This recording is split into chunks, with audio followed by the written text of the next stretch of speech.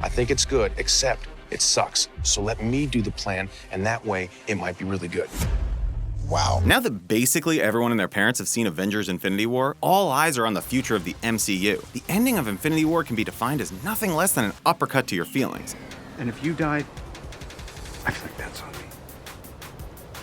I don't need that on my conscience. And it leaves all sorts of questions up in the air. With that, we wanted to scour the internet to find as many confirmed films as possible beyond next year's Avengers 4, to perhaps find some clues as to what's going to happen next year and what that may mean for the Avengers' future of the MCU. Beyond that, the fact that Disney is in the process of purchasing Fox means that soon the X-Men will be able to fight either against or alongside the Earth's mightiest heroes in the Avengers, along with Homer Simpson, I guess.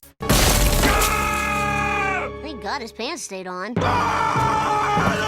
So let's break things down to get even more hyped up than we already are, while keeping in mind that some of this is simply speculation that could become spoilers. I wouldn't worry, brother. I feel like everything's gonna work out fine.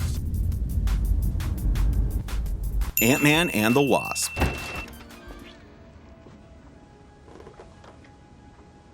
When did this happen? Nothing's happening. Antman and the Wasp is one of those films that we know for a fact is coming out, as we've seen both teaser and full trailers for this July 6, 2018 release. The film reportedly takes place directly after the events of 2016's Captain America Civil War. Hey guys, something! Oh, what the hell was that? I believe this is yours, Captain America. Oh, great. And finds Scott Lang under house arrest thanks to his role in the airport battle in Germany. The film seems to be somewhat about Lang's attempts to balance his own roles of superhero and father. Also returning are Michael Douglas's Hank Pym, Evangeline Lilly's Hope Van Dyne, now the Wasp, and first film scene stealer Michael Pena. In addition, there will be some new faces. Lawrence Fishburne is portraying Bill Foster, the original Goliath or Giant Man, and Michelle Pfeiffer is set to play the lost Janet Van Dyne. It's rumored that the disappearance that occurred after Thanos snapped his fingers will take place at some point during this movie. Where was Tic Tac? Which could be an interesting way to end the film, or perhaps Pym, Lang, and the Van Dynes are trying to find a way to stay safe from Thanos by entering a realm his finger snapping just can't reach. Liking this video so far? Then snap your fingers up to that subscribe button and notification bell. Venom. Yeah, I thought I'd introduce you to my good friend Tom Hardy here, my partner in crime, aka Eddie Brock.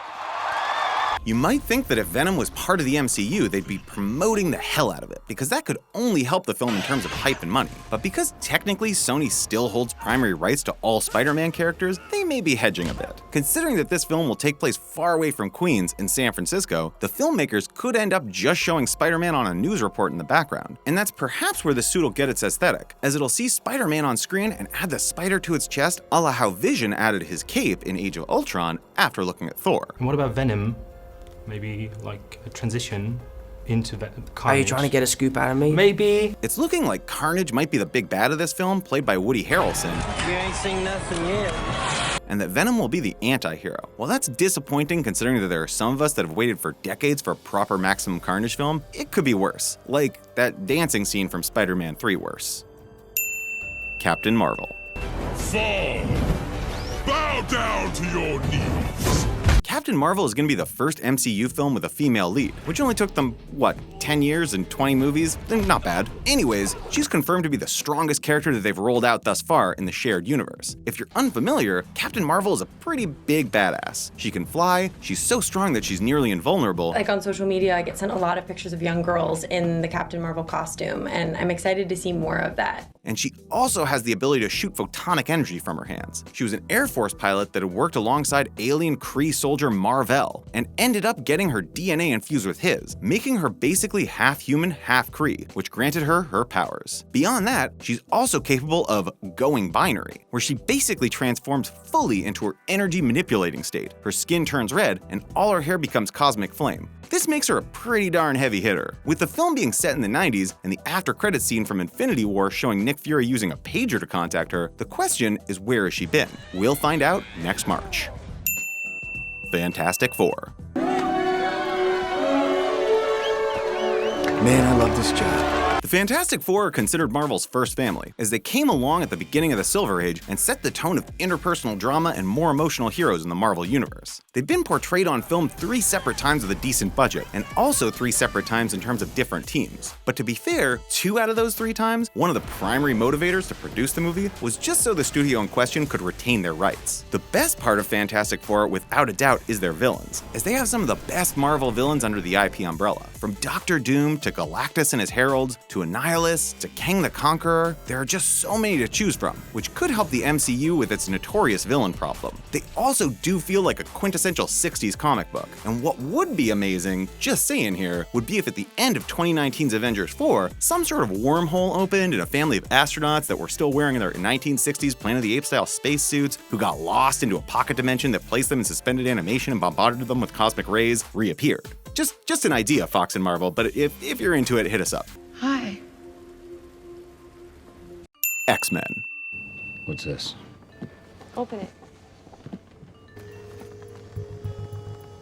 A similar set of logic could be used to introduce the X-Men to the MCU, but maybe in a bit of a different way. Because the MCU has substituted Inhumans in the term enhanced in place of mutants, they could perhaps use some of the events of Infinity War as a way of activating a dormant mutant X gene in people. Beyond that, and speaking of the word beyond, the big bad after Thanos could be the Beyonder, who could combine the universe that the current MCU resides within with the universe where Fox's X-Men reside to create the battle world from the Secret Wars story arc from the 80s. Granted, you'd think that the MCU would want to start fresh with the X-Men because of the crazy timeline that Fox has created. I think the history I know is a little different. What's the last thing you remember? It would be great to have the original X-Men also be a part of a trip gone wrong that suspended them in time or space since the 60s, with complete original 60s costumes and the 60s lineup. The question then becomes who you cast as Cyclops, Jean Grey, Angel, Beast, and Iceman. Will Wolverine join much later? Go yourself. I'm sure no one would mind making an exception to add him to that list. Black Widow. Public displays of affection make people very uncomfortable. Yes, they do. The longest overdue film on this list is the upcoming Black Widow film starring Scarlett Johansson. Debuting way back in Iron Man 2, Black Widow has an extremely interesting backstory, only touched upon in Age of Ultron. While we don't really know how Natasha ended up in the Black Widow program, what we do know is that she was a highly effective killer as a young girl, basically the head of her class. In murders. That process ended with the girls going through hysterectomies because the Soviets knew that if the girls ended up having children, that those kids would get in between them and their country. That's really, really dark. Watch the road. I got it.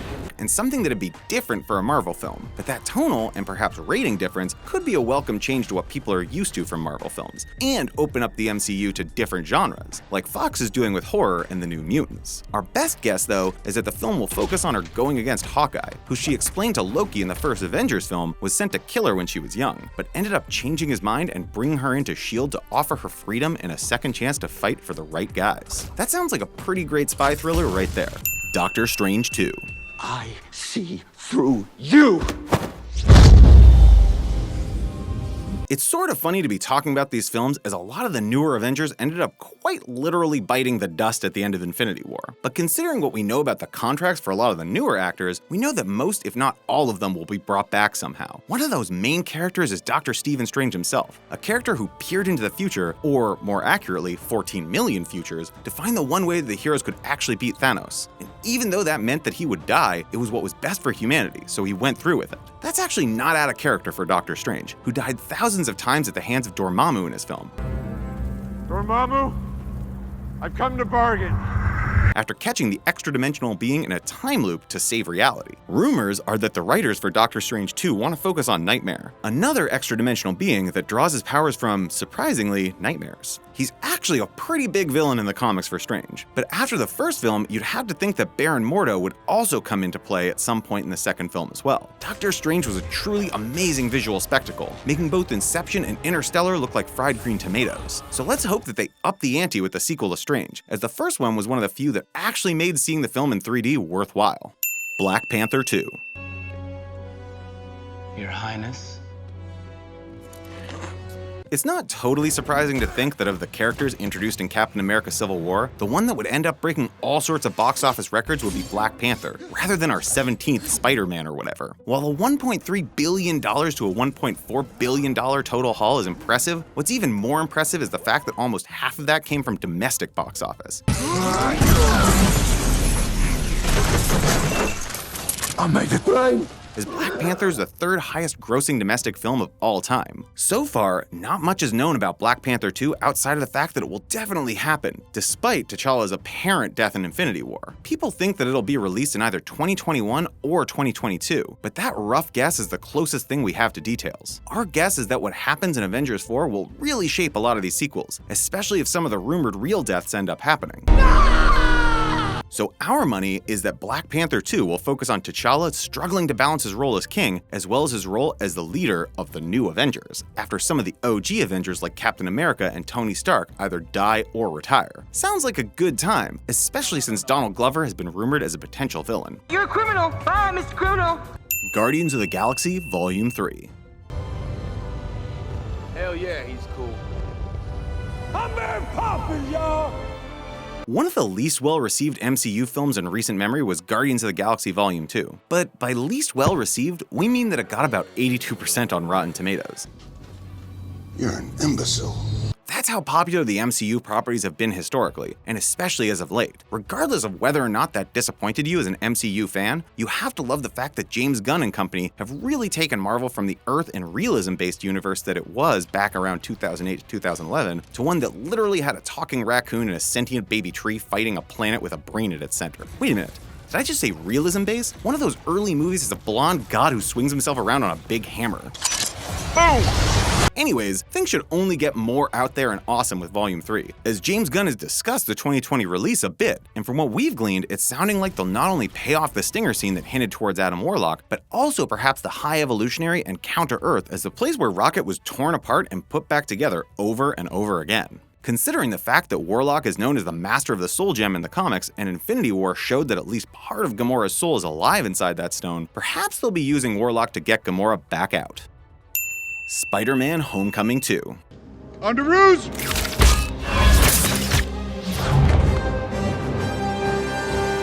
The first official film to be released after Avengers 4 is also currently in production with a working title, as the studio doesn't want to give away too much. Homecoming 2, as it's been called, is the follow-up to 2017's smash hit Spider-Man Homecoming. While Homecoming wasn't as large as the Tobey Maguire Spidey films, it eclipsed the returns of the Andrew Garfield Amazing Spider-Man films and was received well by critics and fans alike, setting the stage for an even bigger sequel. Maybe the title hasn't been released because it could also be spoilery, as if you've seen Infinity War, you'll know that the most gut-wrenching part came from the disappearance of Peter Parker after Thanos snapped his fingers and Spidey explained, "Mr. Stark, I don't feel so good," among other things that we can't get into because we're out of tissues, okay? With 2018's Venom film also being released by Sony, perhaps they'll be building towards some sort of Maximum Carnage or Symbiote War storyline. Or with the brief allusion to Scorpion in Homecoming, maybe they're building towards a Sinister Six storyline.